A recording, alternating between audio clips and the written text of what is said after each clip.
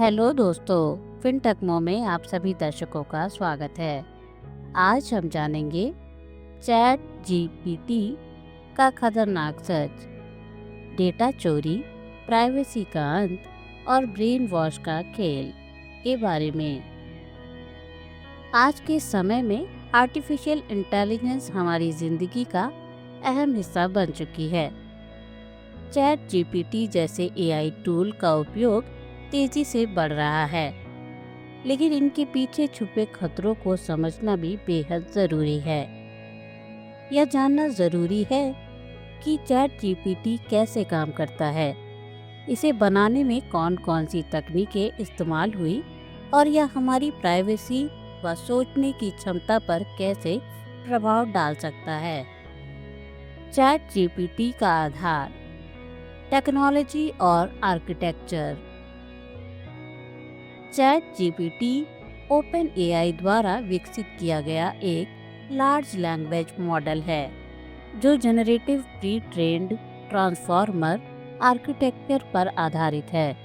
इसका base architecture transformer model है जो दो मुख्य घटकों पर काम करता है। इनकोडर, डेटा को समझने और प्रोसेस करने के लिए। डिकोडर, नए टेक्स्ट को जनरेट करने के लिए। जीपीटी मॉडल विशेष रूप से डिकोडर आधारित है। इसे बनाने के लिए निम्नलिखित तकनीकों और टूल्स का उपयोग किया गया है। Programming languages: Python, C++, CUDA, GPU computation, JavaScript, TypeScript, libraries और frameworks. PyTorch, TensorFlow, Hugging Face, transformers.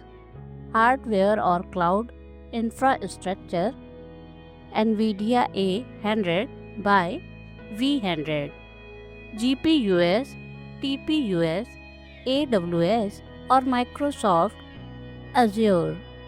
Data processing क्षमता: चैट जीपीटी हर सेकंड लाखों शब्दों को प्रोसेस कर सकता है। इसका memory bank, contextual memory, 1 lakh plus शब्दों तक का संदर्भ समझने में सक्षम है, जिससे यह जटिल टेक्स्ट और बातचीत को आसानी से हैंडल कर पाता है। डेटा ट्रेनिंग और मॉडलिंग प्रोसेस: चैट जीपीटी को अरबों वाक्यों और टेक्स्ट से प्रशिक्षित किया गया, जिसका डेटा सोर्स निम्नलिखित था: किताबें, आर्टिकल्स और वेबसाइट्स। प्रोग्रामिंग फोरम्स जैसे गिटहब और स्टैक ओवरफ्लो। बातचीत के डेटा सेट्स, कन्वर्सेशंस। डेटा संग्रह: चैट जीपीटी को अरबों वाक्यों और टेक्स्ट से प्रशिक्षित किया गया, जिसमें किताबें, आर्टिकल्स, वेबसाइट्स और प्रोग्रामिंग फोरम्स जैसे गिटहब और स्टैक ओवरफ्लो के डेटा शामिल थे। इसके अलावा बातचीत के डेटा सेट्स, कन्वर्सेशंस का भी उपयोग किया गया। प्री ट्रेनिंग: मॉडल को अनसुपरवाइज्ड लर्निंग तकनीक का उपयोग करके प्रशिक्षित किया गया। इसका मुख्य उद्देश्य डेटा पढ़ना और पैटर्न समझना था, ताकि चैट जीपीटी अपने सवालों और संवादों को बेहतर तरीके से समझ सके। फाइन ट्यूनिंग: इसके बाद मॉडल को विशेष उपयोग मामलों और एथिकल गाइडलाइंस के तहत फाइन ट्यून किया गया। इसमें reinforcement learning with human feedback तकनीक का उपयोग किया गया, जहां मानव प्रशिक्षकों ने प्रतिक्रियाओं को मैनुअल रूप से रैंक किया और मॉडल को बेहतर बनाने के लिए सुधार किया। टेस्टिंग और लॉन्च: मॉडल को कई लेयर्स और सिनेरियो पर टेस्ट किया गया और फिर इसे APIs और ऐप्स के रूप में लॉन्च किया गया, ताकि उपयोगकर्ता इसे अपने विभिन्न कार्यों के लिए उपयोग कर सकें। डेटा चोरी और प्राइवेसी का अंत: चैट जीपीटी और अन्य एआई मॉडल्स की कार्यप्रणाली डेटा सुरक्षा को लेकर गंभीर सवाल खड़े करती है। डेटा स्टोरेज और उपयोग। आपका हर इनपुट ओपन एआई के सर्वर पर स्टोर हो सकता है और संवेदनशील जानकारी का उपयोग मॉडल को और बेहतर बनाने के लिए किया जा सकता है। डेटा लीक का खतरा। एआई मॉडल्स को हैक करके संवेदनशील जानकारी निकाली जा सकती है। यदि यह डेटा लीक होता है तो आपकी निजी जानकारी डार्क वेब पर बिक सकती है, जिससे आपके व्यक्तिगत डेटा की सुरक्षा पर गंभीर खतरा मंडरा सकता है। सर्विलेंस का खतरा। एआई टूल्स का उपयोग सरकारें और कंपनियां अपनी आदतों, व्यवहार और राजनीतिक झुकाव को ट्रैक करने के लिए कर सकती हैं।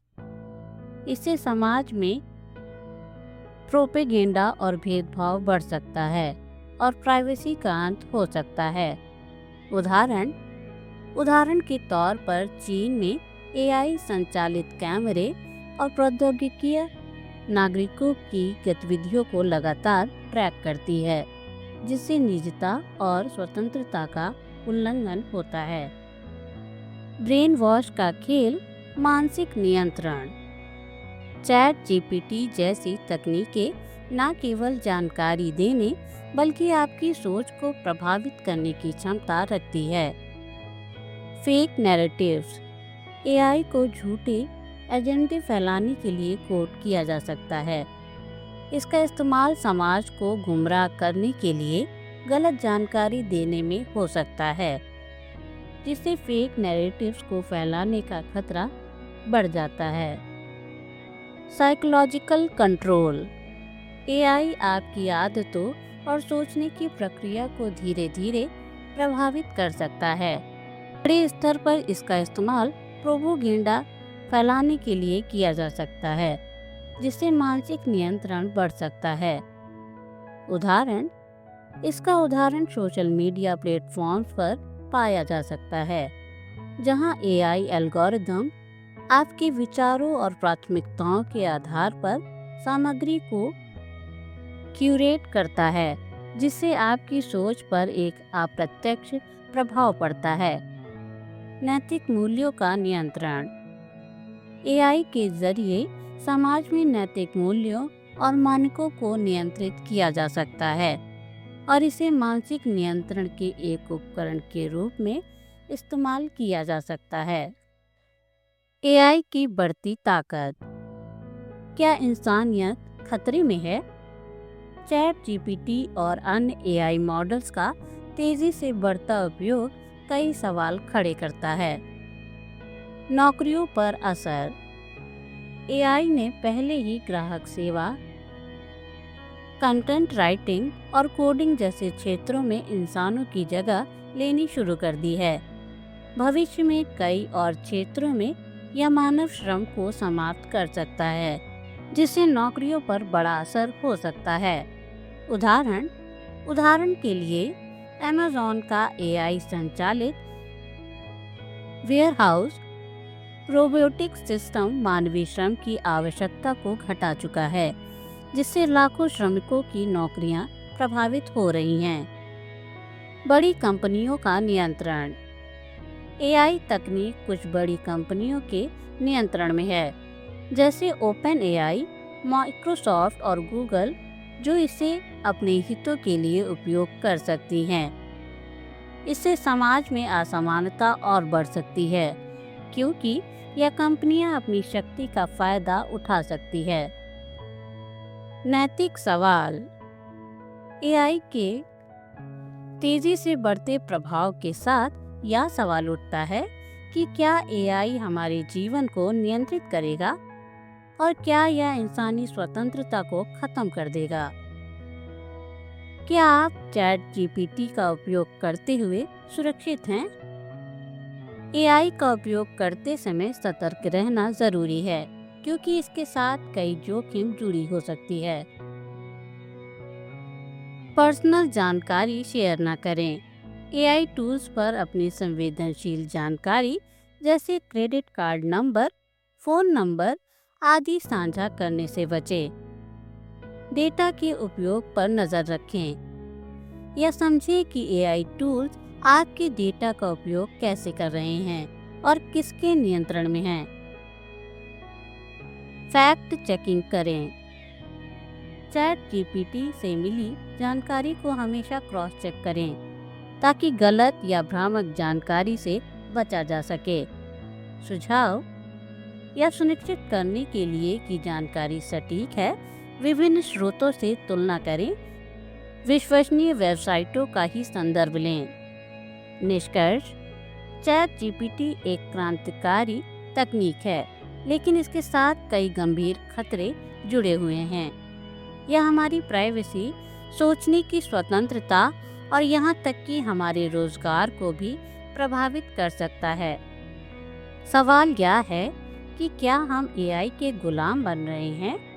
संभावित समाधान: हालांकि एआई के इन खतरों के बावजूद इसका सकारात्मक उपयोग सुनिश्चित करने के लिए ठोस नियम और दिशा निर्देश बनाने की आवश्यकता है।